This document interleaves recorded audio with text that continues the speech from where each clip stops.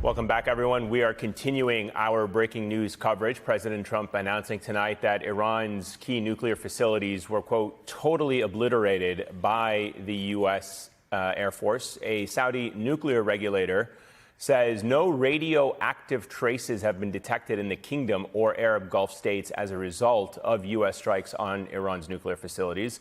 Senate Minority Leader Chuck Schumer just sent out this statement saying, quote, President Trump must provide the American people and Congress clear answers on the actions taken tonight and their implications for the safety of Americans. No president should be allowed to unilaterally march this nation into something as consequential as war with erratic threats and no strategy. We must enforce the War Powers Act, and I'm urging Leader Thune to put it on the Senate floor immediately. I'm voting for it and implore all senators on both sides of the aisle to vote for it.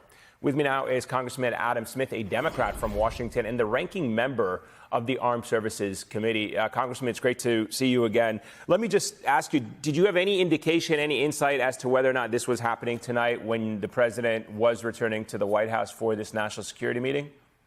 Not directly. They didn't say that. But certainly from what President Trump has said, the repositioning of the B-2 bombers and other forces, and just his general vibe the last several days, it was not surprising. But no, there was no heads up that I'm aware of given to any congressional leaders. I read your statement that you posted, which I think there are a lot of very important parts to it, and I wanted to kind of just go, through it with you a little bit. One of the points that you made, which I have not yet heard this evening from any American officials, and certainly as I read some statements from American officials, members of Congress questioning the legality of this strike. You went a step further. You said the president failed to provide clear objectives for these actions, and there are no guarantees that it will eliminate the possibility of Iran developing a nuclear weapon or how long it might set their program back. Elaborate on that and why you thought that was important to include tonight. Sure. Several pieces to this. I mean, first of all, obviously, there are other issues with Iran than just their nuclear program.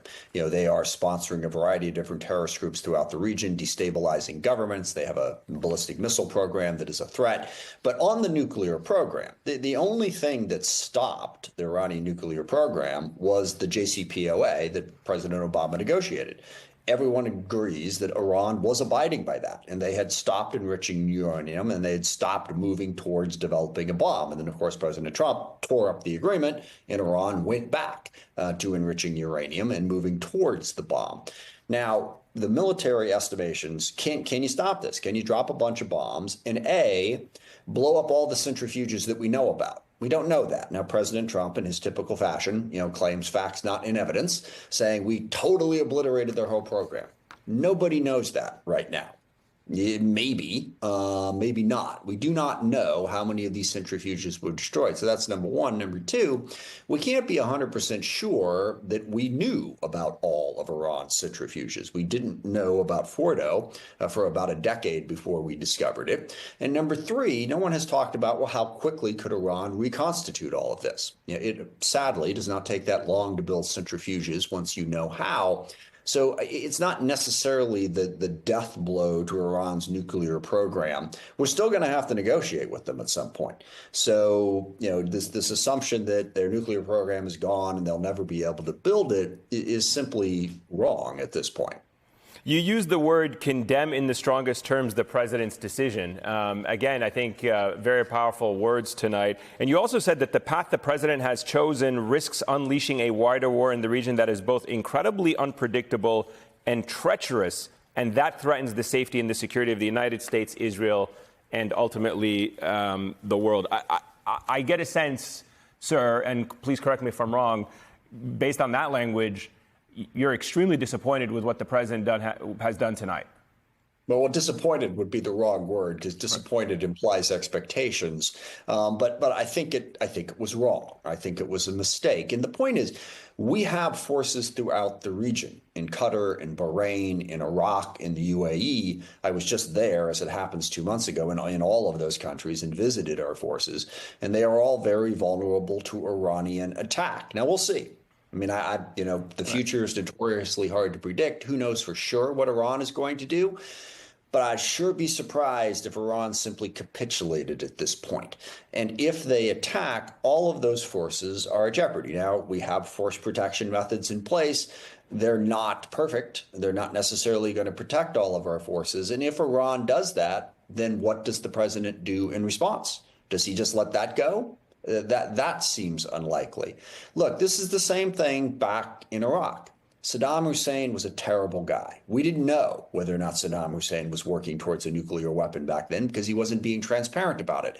And you can imagine a world, well, gosh, if we just remove this guy, how much better would things be? Sure, but you don't know what comes next. And that's the lesson we learned. President Trump has not said anything yet about whether or not regime change is part of his objective. If it is, that's incredibly problematic. If it isn't, he should state clearly that it isn't. The best we can hope for now is that Iran does feel, backed into a corner is the wrong word. Iran decides to capitulate. And they come out and they negotiate in good faith, and we get to a peaceful resolution. But that is a huge roll of the dice. And then, of course, there is the constitutional issue that the president had no authority to start a war with Iran, which, make no mistake about it, that's what he did. Where that war goes, hard to say, but he started a war with Iran tonight. And what do you think is Israel's responsibility in getting the U.S. into this moment? I mean, the president is certainly, by some assessment, and again, you used very strong language against the president of the United States.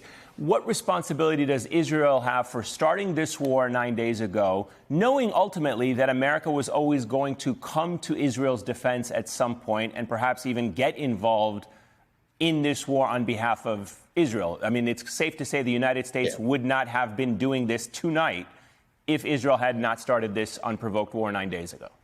Yeah, sorry, that last sentence I got to get back to in just a second. But I'm a big personal responsibility person. This isn't Israel's fault. It's not Israel's fault that Donald Trump decided to bomb. Yeah, they wanted him to, but he's the president of the United States. He doesn't have to do what Israel tells him to do. So let's not make any mistake about that. Second, Iran has definitely been provoking Israel. Iran, from its founding, has had it as one of its central tenets that Israel doesn't have a right to exist, which is, pretty much an unprecedented foreign policy, except for Russia now in Ukraine. Iran has supported Hezbollah, Hamas, the Houthis, and various other groups that have directly attacked Israel. So that Israel had a reason to attack Iran, I will not question. The U.S.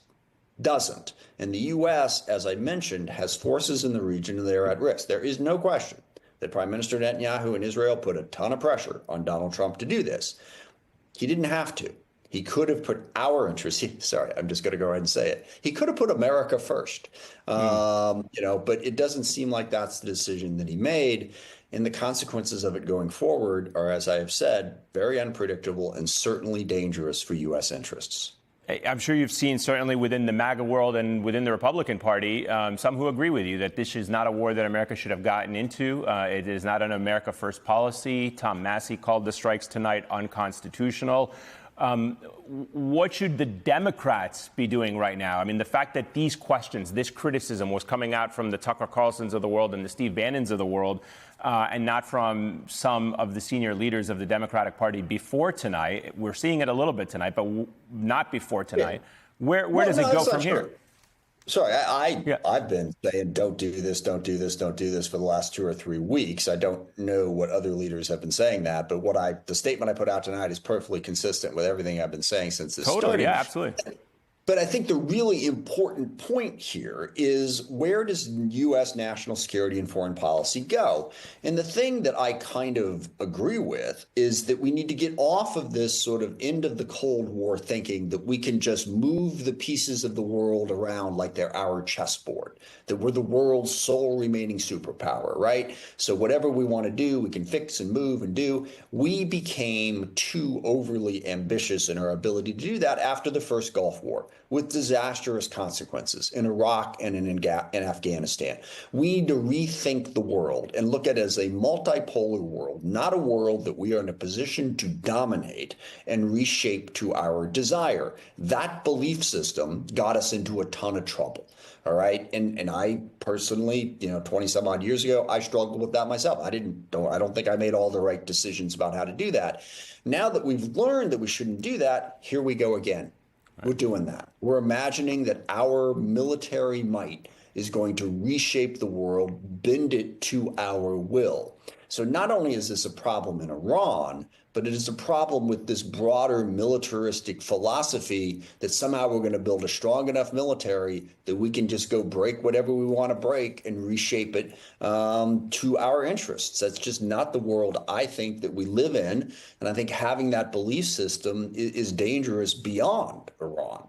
In terms of how we choose to employ national security and foreign policy and use our military going forward. I think it's got to be more about partnerships and alliances, understanding we are not going to dominate. We got to figure out how to peacefully coexist with people in this world. This takes us in the exact opposite direction. And that was one of the cornerstones of the Trump argument. Vote for me because I'm going to get us out of that business. Right. This makes it very clear that once again, he was lying to us about what he was going to do.